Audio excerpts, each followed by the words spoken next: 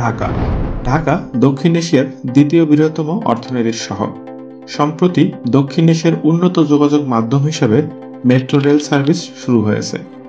এছাড়া দক্ষিণাঞ্চলের স্বপ্নের পদ্মা সেতু চালুর মধ্যে দিয়ে রাজধানী ঢাকার সাথে যোগাযোগ ব্যবস্থা আরও প্রসারিত হয়েছে।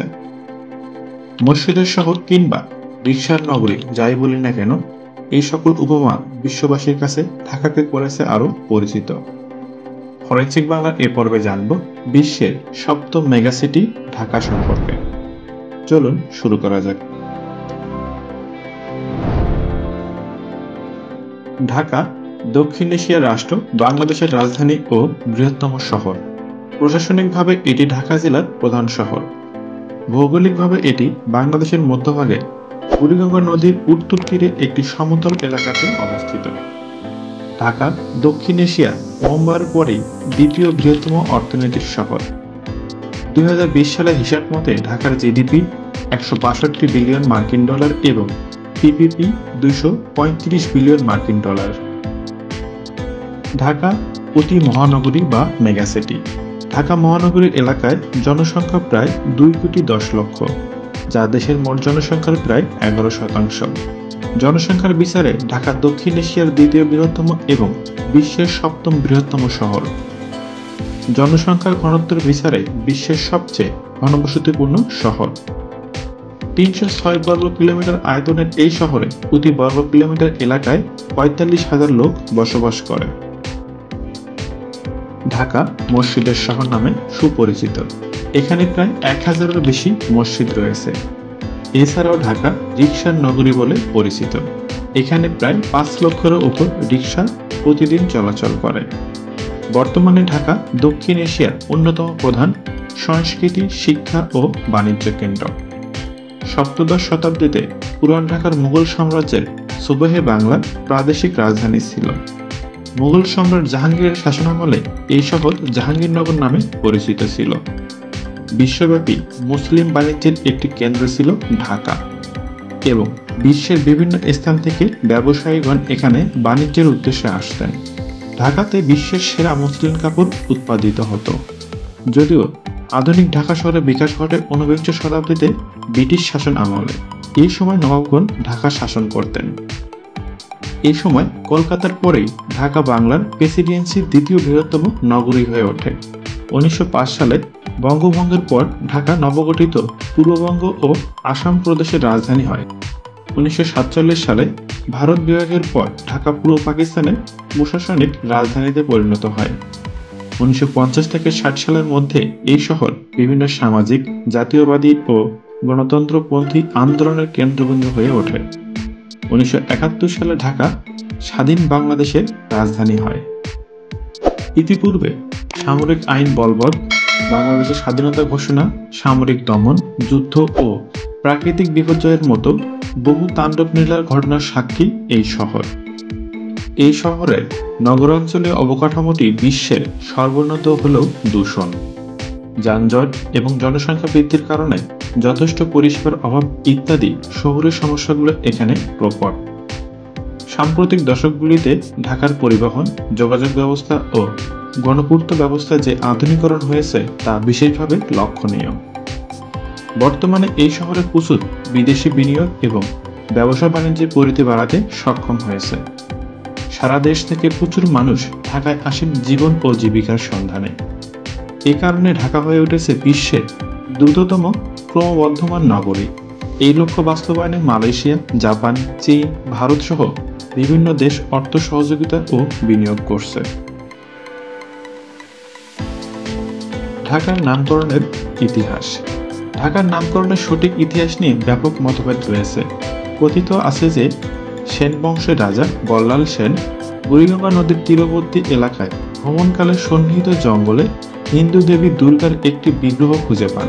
দেবী দুর্গার প্রতি শ্রদ্ধাস্বরূপ রাজা বল্লাল সেন ওই এলাকায় একটি মন্দির প্রতিষ্ঠা করেন। যেহেতু দেবীর বিগ্রহ ঢাকা বা গুপ্ত অবস্থায় খুঁজে পাওয়া গিয়েছিল, তাই রাজা মন্দিরের নাম রাখেন ঢাকেশ্বরী মন্দির। মন্দিরের নাম থেকেই কালক্রমে স্থানটির নাম ঢাকা হিসেবে গড়ে ওঠে। আবার অনেক ঐতিহাসিকের মতে মুঘল সম্রাট জাহাঙ্গীর যখন ঢাকাকে সুবহ বাংলার রাজধানী হিসেবে ঘোষণা করেন, তখন সুবেদার ইসলাম খান আনন্দের বহিঃপ্রকাশ স্বরূপ শহরে ঢাক বাজানোর নির্দেশ দেন। এই ঢাক বাজানোর কাহিনী লোকমুখে কিংবদন্তির রূপ নেয় এবং তা থেকে শহরের নাম ঢাকা হয়ে যায়। ঢাকা নগরীকে বর্তমানে দুই ভাগে বিভক্ত করা হয়েছে, ঢাকা দক্ষিণ ও ঢাকা উত্তর। ঢাকা দক্ষিণই হল পুরাতন নগরী। ঢাকা উত্তর ঢাকার নবীন বর্ধিত উপশহরগুলো নিয়ে গঠিত। ইতিহাস ধারণা করা হয়, কালের পরিক্রমায় ঢাকা প্রথম সমতট, পরে বঙ্গ ও গৌড়ীয় প্রভৃতি রাজ্যের অন্তর্ভুক্ত ছিল। খ্রিস্টীয় 1300 শতাব্দীর শেষের দিকে মুসলমানরা ঢাকা দখল করে। মুঘল সম্রাট জাহাঙ্গীরের ফরমান অনুযায়ী 16 জুলাই 1610 খ্রিস্টাব্দে ঢাকাকে সুবহ বাংলার রাজধানী ঘোষণা করা হয়। সম্রাট জাহাঙ্গীরের নাম অনুসারে রাজধানীর নাম জাহাঙ্গীরনগর রাখা হয়। এর আগে সম্রাট আকবরের আমলে বাংলা, বিহার, উড়িষ্যার প্রাদেশিক রাজধানী ছিল বিহারের রাজমহল। সুবহ বাংলায় তখন চলছিল মোগল বিরোধী স্বাধীন বারভূয়াদের রাজত্ব। বারভূয়াদের নিয়ন্ত্রণ থেকে বাংলাকে করতলগত করতে 1576 থেকে 1605 খ্রিস্টাব্দ পর্যন্ত বারবার চেষ্টা চালানো হয়। এরপর সম্রাট জাহাঙ্গীরের শাসনামলে 1608 খ্রিস্টাব্দে ইসলাম খান চিশতিকে রাজমহলের সুবেদার নিযুক্ত করেন। তিনি 1610 খ্রিস্টাব্দে বাংলার ভৌগোলিক অবস্থান বিবেচনা করে রাজধানী রাজমহল থেকে সরিয়ে ঢাকায় স্থানান্তর করেন। 1610 খ্রিস্টাব্দে ঢাকা সুবহ বাংলার রাজধানী হলেও সুবহ বাংলার রাজধানী বারবার পরিবর্তন করা হয়েছে। ঢাকা শহরকে এখনো পর্যন্ত 4 বার রাজধানী হিসেবে ঘোষণা করা হয়েছে। ঢাকায় মোট 46টি থানা রয়েছে। এগুলোর মধ্যে চকবাজার, লালবাগ, কোতোয়ালি, সূত্রাপুর, হাজারীবাগ, রমনা, মতিঝিল, পন্টন, ধানমন্ডি, মোহাম্মদপুর, তেজগাঁ, গুলশান, মিরপুর, পল্লবী, শাহআলী, তুরাগ, খিলক্ষেত, সবুজবাগ, ঢাকা ক্যান্টনমেন্ট, ডেমরা, শ্যামপুর, বাড্ডা, কাফরুল, কামরাঙ্গীরচর, খিলগাঁও ও উত্তরা। ঢাকা শহরটি মোট 113টি ওয়ার্ড ও 725টি মহল্লায় বিভক্ত। ঢাকা জেলার আয়তন 1463 বর্গ কিলোমিটার। এই জেলাটি গাজীপুর, টাঙ্গাইল, মুন্সিগঞ্জ, রাজবাড়ী, নারায়ণগঞ্জ ও মানিকগঞ্জ জেলা দ্বারা বেষ্টিত।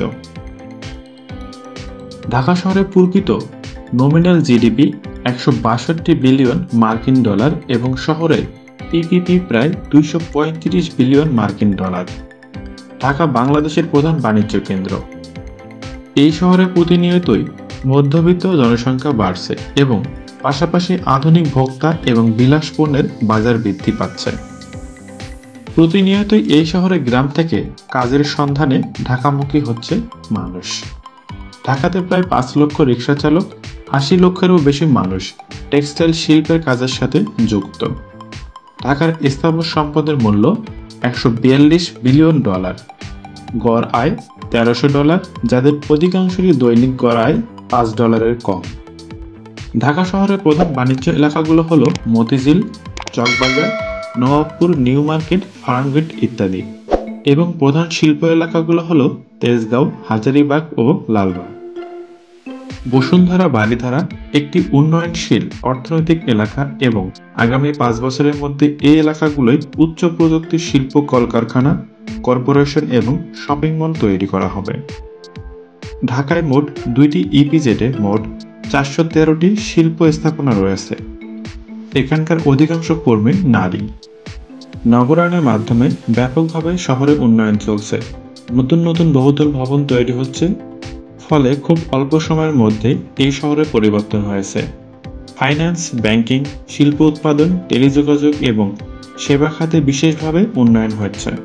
পাশাপাশি শহরের অর্থনৈতিক উন্নয়নের জন্য পর্যটন এবং হোটেল রেস্তোরাঁগুলোতেও উন্নয়ন ও সেবার মান বাড়ছে। বুড়িগঙ্গা নদীর তীরে সদরঘাট নৌবন্দরের মাধ্যমে নদীর অপর পারে এবং বাংলাদেশের অন্যান্য বিভিন্ন স্থানে যাত্রী এবং মালপত্র পরিবহন করা হয়। হযরত শাহজালাল আন্তর্জাতিক বিমানবন্দর ঢাকা শহরের কেন্দ্র থেকে মাত্র 15 কিলোমিটার উত্তরে অবস্থিত। এটি দেশের বৃহত্তম এবং ব্যস্ততম বিমানবন্দর। দেশের মোট বিমান আগমন এবং প্রস্থানে 52% পরিচালনা করা হয় এই বিমানবন্দর থেকেই। ঢাকার ঐতিহাসিক স্থানসমূহের মধ্যে রয়েছে লালবাগের কেল্লা, আহসান মঞ্জিল, ঢাকা বিশ্ববিদ্যালয়, জগন্নাথ বিশ্ববিদ্যালয়, শাঁখারী বাজার, হোসেনি দালান, ছোট কাটরা, বড় কাটরা, কার্জন হল, ঢাকা মেডিকেল কলেজ হাসপাতাল ভবন অর্থাৎ পুরাতন ঢাকা বিশ্ববিদ্যালয়ের কলা ভবন, ঢাকেশ্বরী মন্দির, তারা মসজিদ, পরিবেবীর মাজার ইত্যাদি। এছাড়াও পার্ক, বিনোদন ও প্রাকৃতিক স্থান হিসেবে রমনা পার্ক, বাহাদুর শাহ পার্ক, জগন্নাথ বিশ্ববিদ্যালয়, সোহরাওয়ার্দী উদ্যান, বোটানিক্যাল গার্ডেন, ঢাকা শিশু পার্ক, বুড়িগঙ্গা নদী, ঢাকা চিড়িয়াখানা, বাংলাদেশ জাতীয় জাদুঘর, মুক্তিযুদ্ধ জাদুঘর ইত্যাদি। স্মৃতিসৌধ ও স্মারক বিষয়ক কেন্দ্রীয় শহীদ মিনার, শহীদ বুদ্ধিজীবী স্মৃতিসৌধ, রায়ের বাজার, অপরাজেয় বাংলা, ঢাকা বিশ্ববিদ্যালয়। আধুনিক স্থাপত্যের মধ্যে রয়েছে জাতীয় সংসদ ভবন, বাংলাদেশ ব্যাংক ভবন, Bangabandhu Sheikh Mujibur Rahman Novo theatre, Bashundhara city, Jamuna future park, Jatrabari flyover, Hazrat Shahjalal আন্তর্জাতিক বিমানবন্দর এবং হ্রদের মধ্যে Dhanmondi lake, Gulshan lake, Barnali lake, Diabari হ্রদ এবং হাতির ঝিল অন্যতম। বন্ধুরা, এই ছিল ঢাকা সম্পর্কে। ফরেনসিক বাংলা চ্যানেল আপনি নতুন হয়ে থাকলে চ্যানেলটি সাবস্ক্রাইব করে পাশে থাকা বেল আইকনটি অন করে দিন। ধন্যবাদ।